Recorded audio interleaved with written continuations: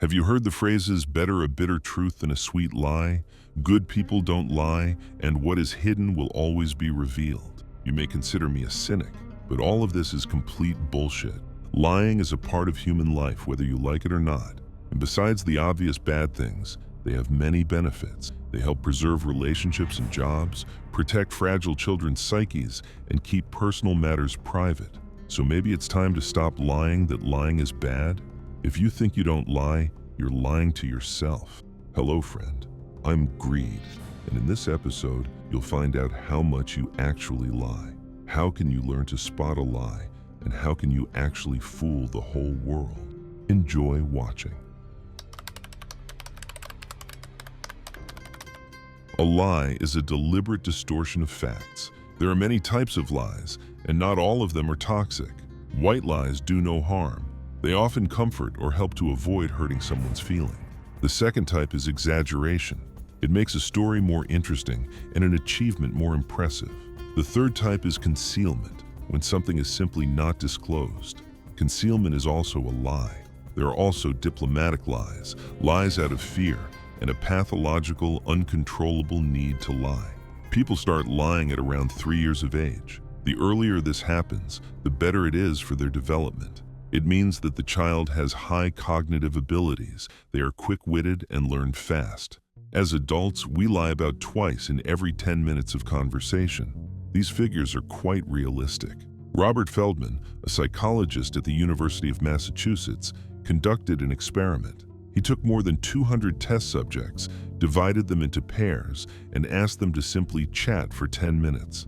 Then each participant watched the recording and noted where they had lied. It turned out that most of the subjects lied at least once. On average, people lied twice or even 3 times in 10 minutes. Why do people lie? Scientists believe that it is due to our complex society. When human ancestors first appeared on Earth, they quickly realized that they could not cope with the dangers of the ancient world alone. They had to negotiate with their fellow humans, and therefore lie. Researchers believe that lying arose shortly after the emergence of language. Moreover, the brain of a skilled liar is significantly different from that of an ordinary person. Psychologists Yalin Qiang and Adrian Rain from the University of Southern California conducted MRI scans of the brains of pathological liars and ordinary people. It turned out that liars have 22% more neural connections in the prefrontal cortex. Why?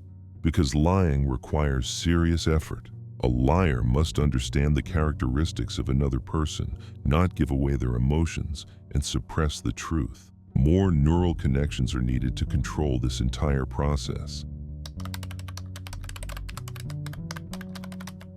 The internet is full of expert profilers who teach you how to spot lies by reading micro-expressions and eye movements. He touches his face too often. He's lying. He looked at the upper left corner. He's definitely deceiving you. His smile is crooked. He's a liar. In reality, it doesn't work that way. An emotional reaction can be due to awkwardness or nervousness, and an asymmetrical smile can be a simple defect. However, if a person has always behaved normally and suddenly starts acting strangely, that's a reason to take a closer look, especially if it's accompanied by classic manipulation techniques. Here are 4 signs that often accompany lying. The first sign is rushing. When your partner rushes you and demands that you decide everything here and now, try to buy some time. If you are not even given a pause to think, this is a reason to be wary. The second sign is emotional pressure.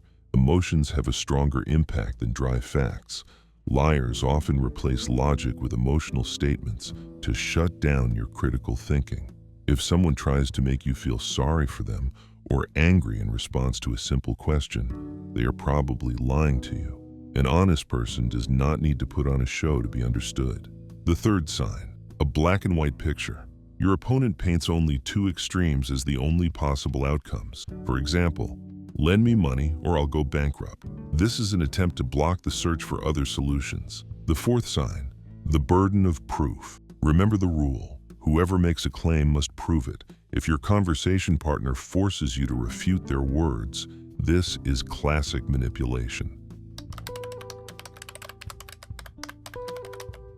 If you've spotted the red flags, you're no longer the victim, you're the hunter. Here are 4 steps to help you expose the liar. Step 1. Be the good cop. Turn on your empathy. Show how understanding and comfortable you are to talk to. Put your ego aside. Your opponent will relax, lose control, and inevitably say too much. When that happens, point it out to them. Step 2. More details. Ask open-ended questions, ones that cannot be answered with a simple yes or no. Your conversation partner will have to provide details, memorize or write them down, and most importantly, don't correct them, even if you see inconsistencies. Let the liar dig their own grave. Most often, they make mistakes in the details. Step 3. A sudden question. You're having a conversation about one thing, and then suddenly you ask a question that is not related to the topic. The liar may say something rash in surprise, while their brain switches gears. Step 4. Stay silent. This is the most effective method. Is there a pause? Stay silent. People hate silence and strive to fill it. Your conversation partner may start to reveal details they plan to keep quiet about, just to break the awkward silence. Now let's talk about how not to get caught yourself. First, think through your lie completely. If you act on the fly, the chances of getting caught increase significantly. Imagine the whole story in detail. Live through these emotions. Our brain has a hard time distinguishing reality from high-quality visualization.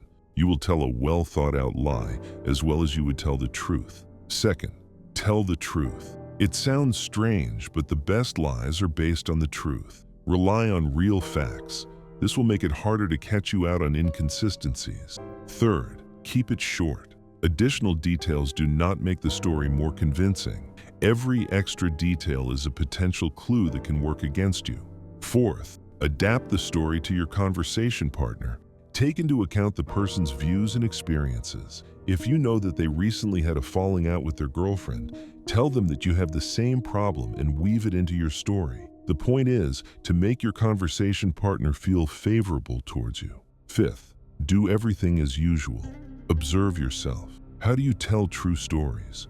What are your intonations, gestures, and facial expressions? When lying, you need to behave in exactly the same way. Any deviation from your standard behavior is a risk.